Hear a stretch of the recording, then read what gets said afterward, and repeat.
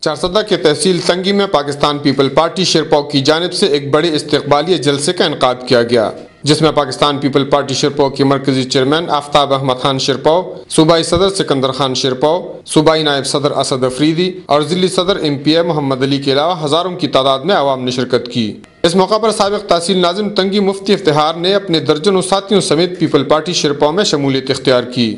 جلسے سے خطاب کرتے ہوئے پاکستان پیپل پارٹی شیرپور کے مرکزی چیئرمین اور سابق وزیر داخلہ آفتاب احمد خان شیرپور نے کہا کہ اگر پاکستان انفرادی اور خود مختار خارجہ پالیسی تشکیل دے تو دہشت گردی کے خلاف جنگ میں امریکی اتحاد سے نکل سکتا ہے۔